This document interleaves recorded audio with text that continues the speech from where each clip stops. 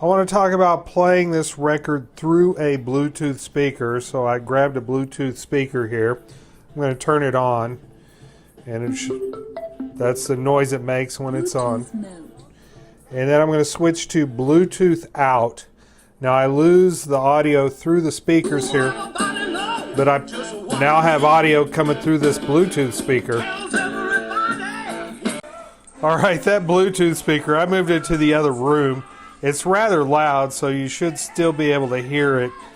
But I want to demonstrate that the Bluetooth signal coming from this turntable is plenty strong to drive the Bluetooth device in the other room.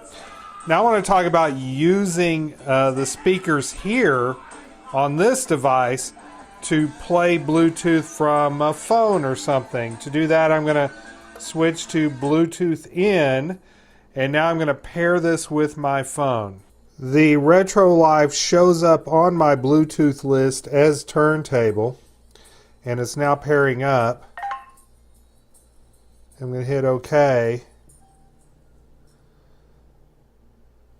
That shut down the record player. The record player stopped playing now. Alright, and I'm now playing the new Clutch song. I want it to be a little louder. So I went ahead and turned the speakers up some. And now the amplification section of the Retrolife is being used as Bluetooth speakers.